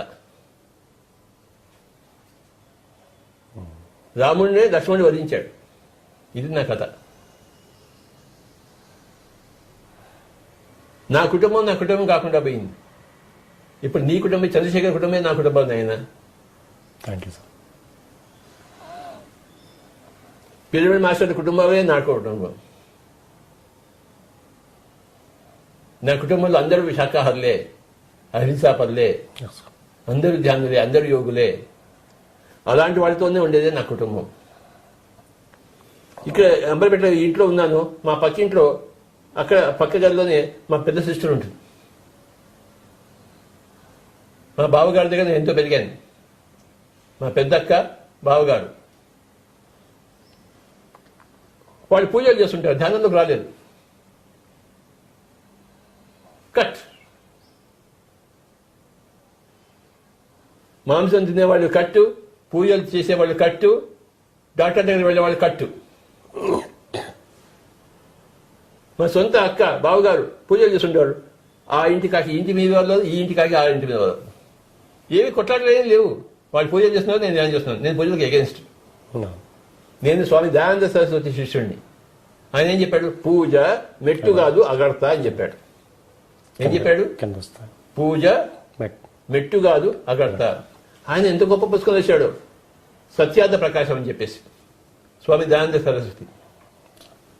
ఆర్య సమాజ్ కంటే వెళ్ళేవాడిని. ఆర్య సమాజ్ పుస్తకాలని కొన్ని చదివాను. సత్యార్థ ప్రకాశం, గోపీచంద్ అని ఉండేవాడు, గ్రేట్ మాస్టర్ తెనాల్లో, పండిత్ గోపీచంద్. ఆయన పుస్తకాలన్నీ చదివాను నేను. ఎన్ని పుస్తకాలు చదివానో లెక్కే లేదు ఆయన. ఏమని చెప్పను నేను? జీవితం అంతా చెప్పినా ఈ పుస్తకాల గురించి నాకు చరిత్ర కంప్లీట్ కాదు. పండిత్ గోపీచంద్ బ్రహ్మాండంగా రాశాడు. స్వామి దయానంద సరస్వతి ఆయనకి గ్లాస్ పొడి చేసి విషం ఇచ్చి చంపారు. నీళ్లలో గ్లాస్ పొడి వేసి తాగండి స్వామీజీ అని చెప్పారు. ఆయన కనబడుతుంది అక్కడ, తాగేశాడు ఆయన. స్వామి దయానంద సరస్వతి ఆర్య సమాజ స్థాపకుడు. ఎప్పుడైతే అన్ని బేసెంట్ ఫస్ట్ టైం ఇండియాకి వచ్చిందో, ఇండియాలో ఎవరితో కలిసి మాట్లాడుకోవాలి అనుకున్నప్పుడు, అంతే అర్థం రీసెర్చ్ చేసినప్పుడు అన్ని బేసెంట్కి ఆర్య సమాజ్ కనబడింది. ఆవిడ ఆర్య సమాజ్తో పొత్తు పెట్టుకుంది. ఇండియాలో ఎవరో కావాలి కదా ఆవిడకి సహాయం చేసేవాడు. ఎవరే అందేటని అనుకుంటే ఆవిడ కోరుకుంటే చూస్తే ఆర్య సమాజ్ దయానంద సరస్వతి చేసింది. ఆవిడ ఆయనతో పొత్తు పెట్టుకుంది. అంతటి గొప్పవాడు దయానంద సరస్వతి. సత్యానంద ప్రకాశం నువ్వు చదివావా? పోయి దూకి చావు హుస్సేన్ సాగర్లో. తెలుసా హుస్సేన్ సాగర్ ఎక్కడుందో? తెలుసు. పోయి దూకి చావు నాయన, నీ పీడ పోతుంది భూమి దాకానికి. సత్యానంద ప్రకాశము, పండిత గోపదేవ్ అనుకుంటాను, గోపీచంద్ కాదు, గోపదేవ్. ఓకే, ఆ రోజులో కుండాలని పుస్తకం చదివాను. పండిత్ గోపీచంద్ ఫస్ట్ పుస్తకం ఆయన కుండాల గురించి రాసింది ప్రపంచంలోనే. ఆ పుస్తకం చదివాను. నా కుండాలు లేదు ఇక్కడ, ఏం చేయను నేను? వాడికి ఎంతో జరిగింది గోపీచంద్, నాకేం జరగలేదు కనుక నేను ఉట్టి వెధవనే నేను.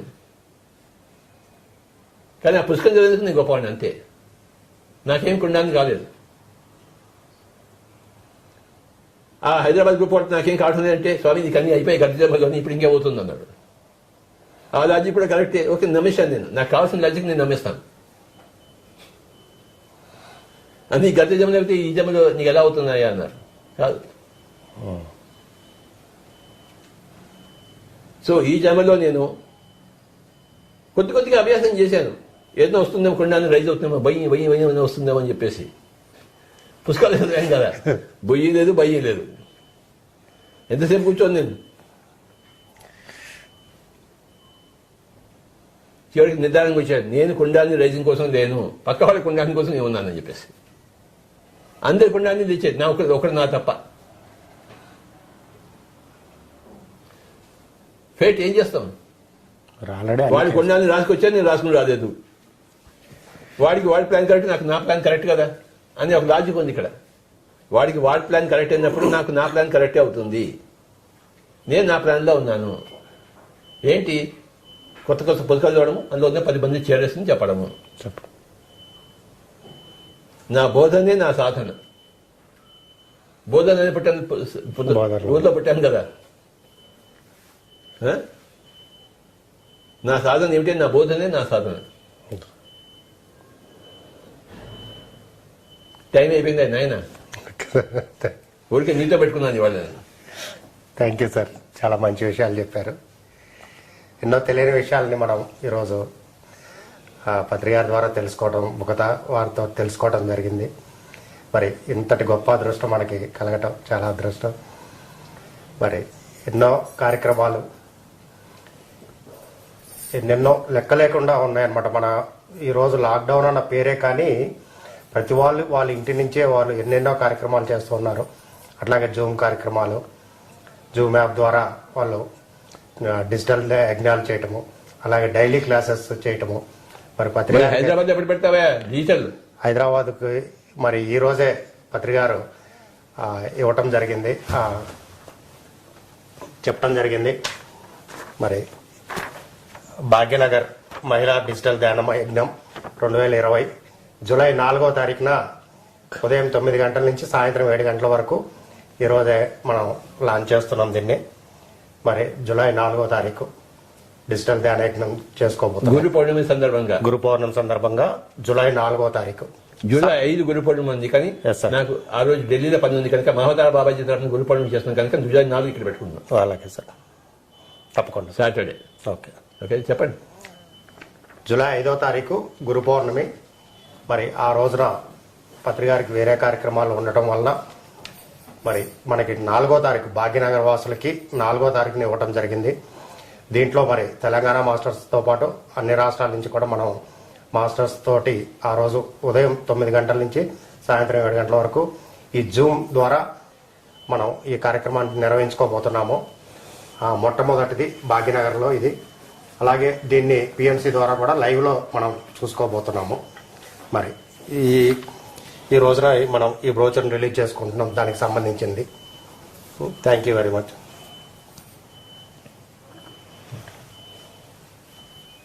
నౌకాంత్ ఎనీ అనౌన్స్మెంట్స్?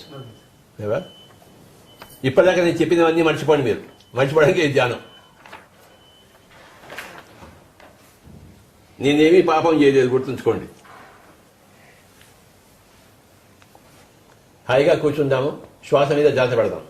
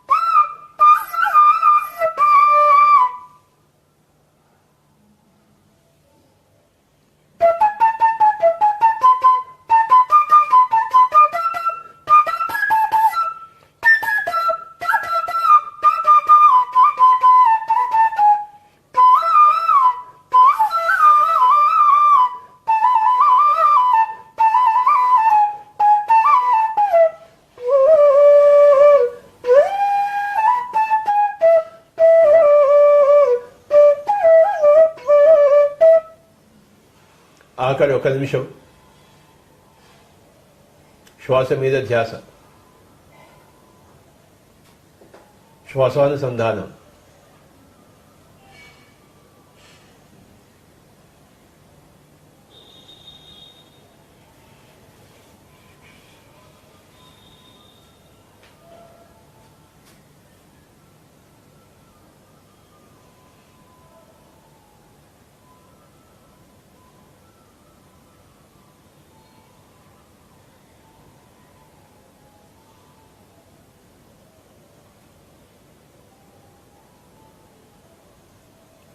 పిఎస్ సిస్టంలో అన్నిటికన్నా ముఖ్యమైనది ఆనాపానసతి. నేను తెలుసుకున్నది శాకాహారం, అహింస. మూడవది పిరమిడ్ అద్భుత శక్తి. నాలుగవది ఆధ్యాత్మిక శాస్త్రం. ఎవరి వాస్తవానికి వాళ్ళే సృష్టికర్తలు, ఎవరి దీపాన్ని వాళ్ళే వెలిగించుకోవాలి అన్నదే ఆధ్యాత్మిక శాస్త్రం. అందరూ దేవుళ్లే అన్నదే ఆధ్యాత్మిక శాస్త్రం.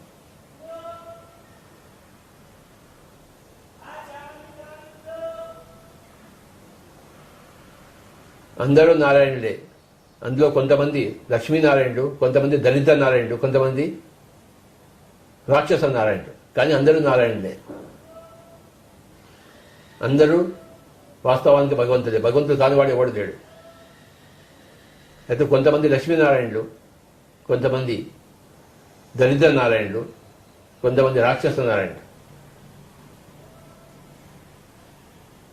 ఆఖరి 10 సెకండ్.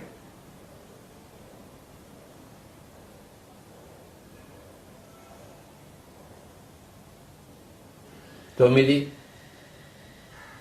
8, 7, 6, 5, 4, 3, 2, 1, 0. రెండు చేతులు రెండు కళ్ళ మీద పెట్టుకుందాం. My dear friends, 5 seconds. 5, 4, 3, 2, 1, 0. రెండు చేతులు తీసేది కళ్ళు తెరుస్తూ